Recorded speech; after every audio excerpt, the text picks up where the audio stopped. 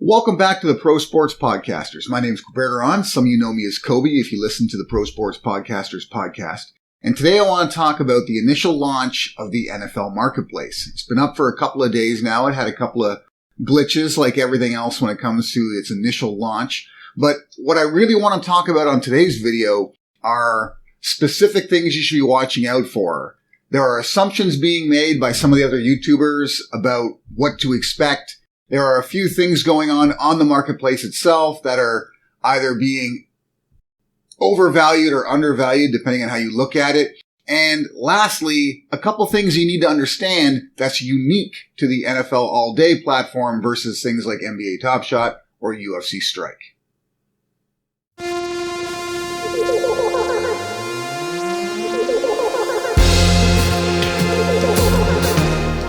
Now, I'm going to begin with those of you who have been watching the channel since we launched it. You'll already know that the NFL All Day platform is the main reason why I got involved in sports NFTs. I'm huge into NFL. I'm a massive NFL fan, NFL analyst. Been running a fantasy football league for decades. It's something I'm just extremely passionate about when it comes to the actual NFL. But I also wanted to get involved on the crypto side of things. NFTs was very appealing to me, and I'm not one of these guys that's going to go ahead and collect a individual look of a bunny or a bear or a kitten or something like that. I want something that's actually identifiable, and that's why I gravitated towards sports NFTs. But NFL All Day is a little different from the other competitor markets, and I'm going to start with that. The first of which is people who have been comparing this to NBA Top Shot and looking at what happened with NBA Top Shot over its genesis versus what's going to happen with NFL All Day, that's just a complete mistake. That honestly, you shouldn't really be comparing the two.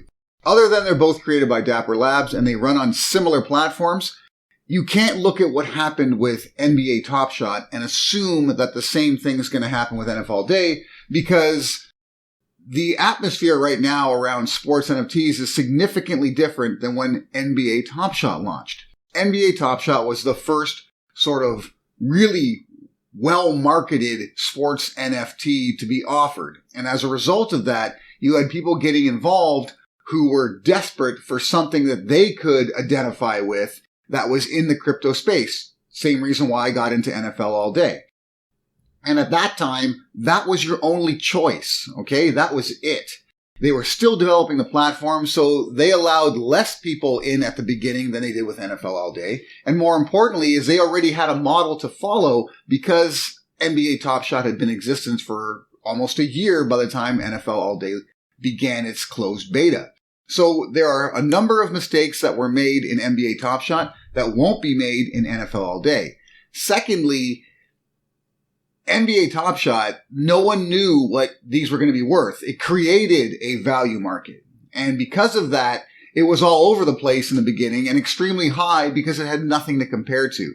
Now that it's been running for a while, the values have sort of leveled off and they're more realistic in terms of what you're getting in return for each NFT moment that you own on the NBA Top Shot marketplace.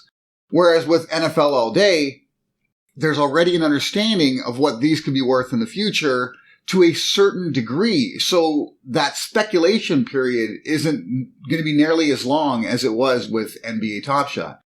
A number of these moments, I've checked the marketplace. I don't purchase anything until it's a few days old at least. So I haven't made a single purchase on the marketplace because during its initial launch, there are too many bugs, too many issues, and just a Wild West atmosphere when it comes to what you're going to be paying and what you're going to be getting on the actual marketplace. So I've been looking at the marketplace. I've been looking at the values. I've been seeing where they start, where they stop. From the moment it opened to only a few days later, a number of moments have already come down some. So the initial launch prices were speculative at best. And although they weren't ridiculous in some cases, they have leveled down a little bit already. So not purchasing right off the hop made complete sense. Also, you can't expect to have some ridiculous prices get actually purchased at this point. It won't happen. It just won't, because we've already seen what happened with NBA Top Shot. So you're not going to repeat that process. And anyone saying that it will, is just spitballing completely on baseless, really, information. So I wouldn't listen to that. What you got to look at is the current market, and what you got to look at is the current pack price. This is what really determines everything. When you understand the purchase price of a pack, and you understand what you're most likely to get in that pack, and let's say most cases, your typical pack, you're going to get 3 commons. You have different levels of commons, right? You have the standard common, in which in this case is printed to 10,000 or minted to 10,000. And then you have special edition commons, which can be minted as low as 6,000. So there are some commons that are rarer than others. Whether or not they're better, that's up for you. That's up to you to decide. And I was actually intending on doing my next video on 10 of the best, most valuable cards you can purchase right now at a significant deal, because when you do look at, say, the $50 price for a pack, and you understand that means the average common should be going somewhere between 15 and 20 based on that, then when you have commons going for less than $10, there's value to be had, provided you know which ones to go after. And that will be my next video. But in the meantime, I just want to go over some more broad strokes approaches when it comes to the NFL all-day marketplace. First of which, do not compare it to NBA Top Shot. That's the first one. The second, and this is one I think that gets overlooked a lot. Okay, I've watched a lot of the YouTube videos that are out there, seeing what people are talking about, and it's one that doesn't get much attention, and that's NFL is a unique product in comparison to the other sports NFTs, because the NFL has 2 distinct sides to the ball. You have an offense and a defense. And the majority of YouTubers out there and bloggers out there are strictly talking about the obvious offensive stars and looking to those as the potential NFTs that will be worth the most in the future. Now, they are obvious, so they will have value, but to say that the defensive side of the ball isn't as important is a complete miscalculation.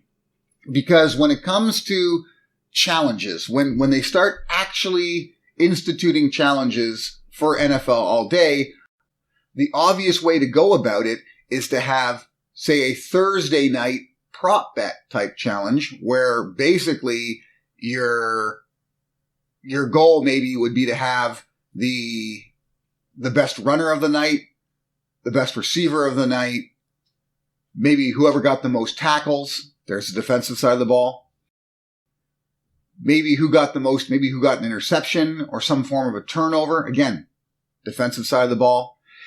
Both sides of the ball are going to be represented. And then come Sunday, when you have the entire array of games, you could have a more general challenge. So on some weeks, it could be offensive. And it could be the top 5 players with the most catches. So it's wide receivers that week. Or the top 5 quarterbacks with the most yards throwing. It could be quarterbacks that week. But on the flip side, it could be top 5 linebackers with most tackles, or just top 5 tackles, period. Could be top 5 tackles for loss. So you're looking more at linemen or sacks or something like that. So that can be affected as well. So on a Sunday, you can do whatever you want, either side of the ball. And then when you get to Monday, you can go back to a prop thing where you cover both sides again. So it's important to not discount the defensive side of the ball, because some of these defensive players are going to be worth a lot. Okay? A lot.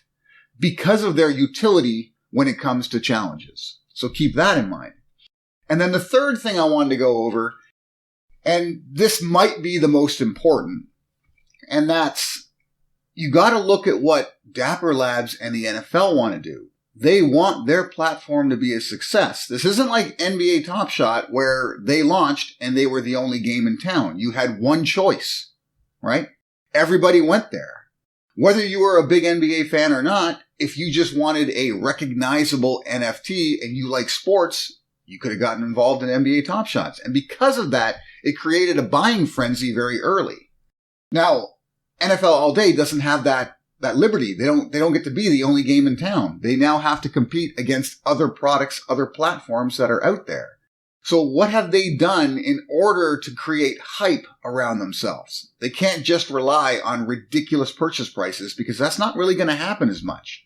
The first thing they've done is they've limited the number of people in the closed beta up until pretty much yesterday, I believe. And the reason I'm going with this is because my wife signed up for the NFL all-day closed beta as well, but did not get in. I got in, she did not. But as of yesterday, she got her email saying, congratulations, you're now welcome onto the NFL all-day platform. No coincidence that coincides with the launch of the marketplace. And I'm certain a lot of other people have probably got their emails at the same time, because what they've now done and created is a limited number of moments available to a larger community, right? So they've reduced the amount of supply to increase demand. You're now going to have people who have been itching to get in, whose first opportunity to get an NFL all-day moment is to purchase from the marketplace. So they may pay a little extra just to have some, just to go there and get their favorite players. So there will be a few players, again, obvious ones most likely, that will go a little higher, a little, not a lot, a little higher in the beginning, but I expect that to level off again quite quickly. How does then the NFL and Dapper Labs create additional hype for their product? They can't just rely on massive sales as a sort of sticker, statement, right? They're not going to have that opportunity like they did with NBA Top Shot, where they get to, hammer social media with, look how much this moment went for, look how much this moment went for. That may happen in a couple isolated situations, but it won't happen all that often. So that isn't enough to generate the amount of market and hype that they're going to want. So I expect to see a lot more traditional marketing done by them in order to create a larger fan base, a larger community around their product. And that's a good thing. That's a very good thing. Especially it's good for us, because in order to do that, you, one, have to get it out there by mass media, which means the more people that come in, the better it is for people who are early adopters like ourselves. And two, to make them happy, you're going to have to release more product, right? There should be packs coming out. This isn't a situation where we're going to have to wait till next season in order to get new packs. They will continuously release packs, and a lot of what's already available has been held back, right? A lot of it is still in packs waiting to be cracked, so you can expect those packs to be released over time during the off season, as well as some additional packs, maybe with some additional moments being minted from earlier last season in those actual packs. That's a good thing. But it's a good thing if you understand what it's going to do to the NFL all-day marketplace. As more moments get minted, as more moments get released, and some of these players now have additional moments that are available, prices are going to come down a little on the original moments. They won't really peak again until probably the beginning of next season. That's my advice to most people, is to not really sell anything. Don't sell anything until next September. Like, begin then. Because that's when the hype will be at its highest. Everyone's going to be anticipating the launch of, the next NFL season. They're going to have their moments that they've stockpiled over the off season and what we got in the closed beta, waiting to actually get some real utility from them. Trust me, that's when the value will be at its highest. And plus you'll have a much larger community then, clamoring after some of the moments that you currently have that they may not have been able to get over the course of the off season. So that's my advice to you. Those are the 3 points. 1, do not treat this like NBA Top Shot, because it's not. 2, one of the biggest differences between it and everything else is the fact that there's a defensive side of the ball, and don't ignore that. And 3, it's not going to have the same amount of initial hype and shock that was created with NBA Top Shots, so that the real boost will happen when the next season begins. Up until then, you'll have some up and down markets. You'll be able to get the odd deal here and there because people won't realize how good some of these players actually are because they don't recognize them off the hop. And there'll be a few players that go maybe higher than they should just because they are considered superstars. They have a massive fan base and people are going to want to have them in their collection no matter what, even if they do have to pay up. And that's what you got to look at. That's my advice to you. Next video will be my top 10 deals currently right now in the NFL marketplace. top 10 actual moments that I think are going significantly undervalued, that if you buy them now and you want to flip them in September, by all means do so, but I think they'll have great utility going forward as well. Till next time.